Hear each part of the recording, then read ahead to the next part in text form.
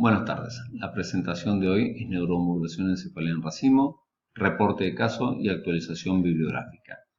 No tengo ningún conflicto de interés que reportar en la presente disertación. Vamos a mencionar el fundamento fisiopatológico, la clasificación moderna de las cefaleas y voy a mencionar tres procedimientos como la estimulación cerebral profunda, la estimulación de los cordones posteriores y la estimulación del ganglio fenopalatino para finalmente abordar con más detalle la estimulación periférica de los nervios occipitales. Como ustedes recuerdan, la estructura anatómica que justifica el dolor de cabeza y su tratamiento quirúrgico es el sistema cérvico-trigeminal hipotalámico, muy complejo con varios componentes, y acá vemos también en esta diapositiva los blancos quirúrgicos.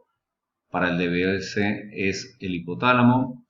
En la columna cervical superior hacemos la estimulación medular espinal, tenemos la estimulación del ganglio fenopalatino y finalmente el nervio occipital.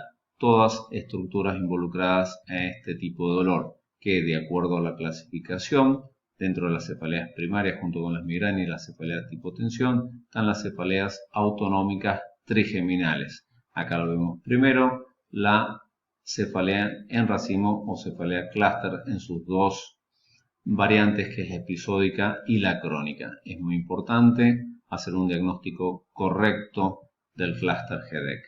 Dentro de la neuromodulación central, la estimulación cerebral profunda, el blanco, como mencionamos, es el hipotálamo posterior. Es un blanco impulsado por el doctor Francini de Italia con muy buenos resultados.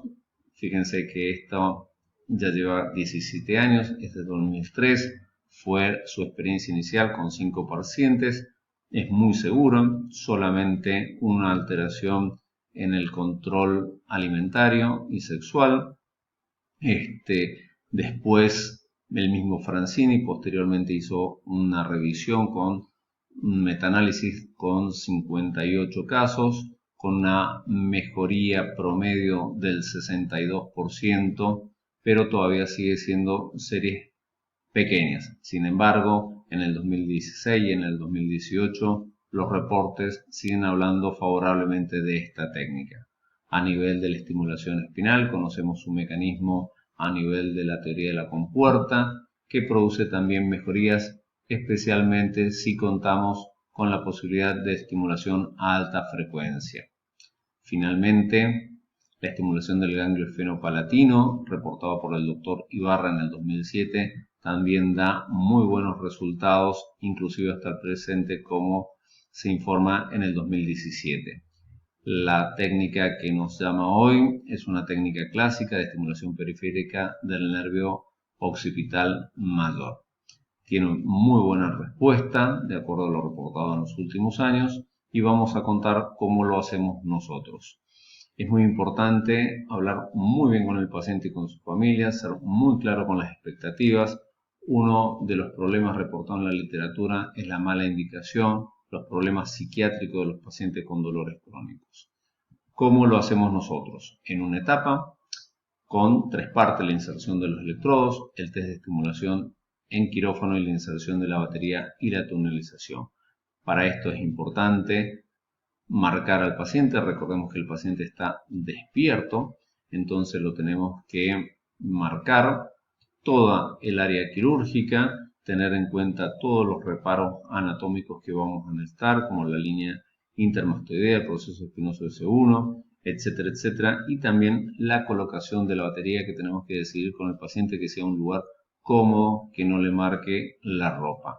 La posición vemos que está boca abajo, con los hombros traccionados ligeramente hacia atrás. Nosotros utilizamos neuroleptoanalgesia con dexmedetomidina. Hacemos un control radioscópico para ver el arco de S1 y las mastoides. Como dije al principio, tenemos que tener un acceso de toda la zona quirúrgica, ya que lo hacemos en un solo paso.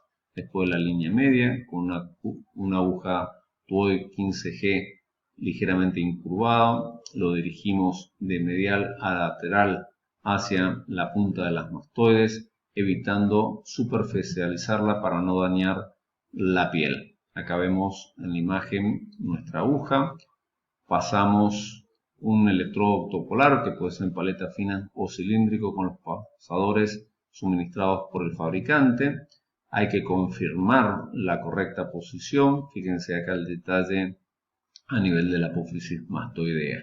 Hacemos el contralateral. Ahí, con la ayuda del técnico, hacemos la estimulación. El paciente nos tiene que relatar que la parestesia que nos reporta es en el mismo lugar anatómico que siente el dolor habitualmente. Estos son los parámetros de estimulación que utilizamos habitualmente.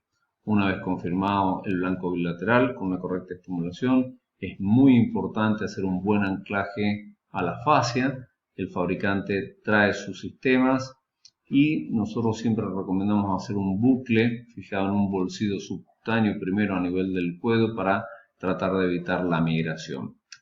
Después hacemos la tonalización, como vemos acá.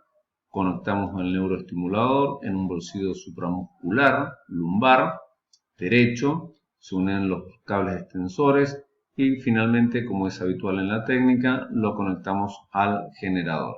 Acá vemos en un control radiográfico de perfil y de frente cómo quedan los electrodos sobre las apófisis mastoides.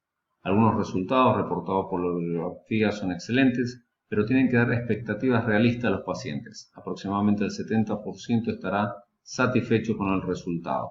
El riesgo es relativamente bajo comparado con las otras técnicas que mencionamos al principio, por lo tanto es justificable en caso de que la cefalea altera significativamente la calidad de vida de los pacientes. Entonces, consideren pacientes con cefalea primaria crónica, incapacitante y refractaria. Puede ser lógico ver la estimulación de los nervios periféricos como una cirugía primaria y reservar la estimulación cerebral profunda para aquellos pacientes que han sido refractarios a la estimulación de los nervios occipitales o que no han respondido o que no han podido conseguir esta primera alternativa. La neuromodulación de los nervios occipitales es una alternativa válida en caso severo de cefalea en racimo refractaria a otros tratamientos. Muchas gracias por su tiempo.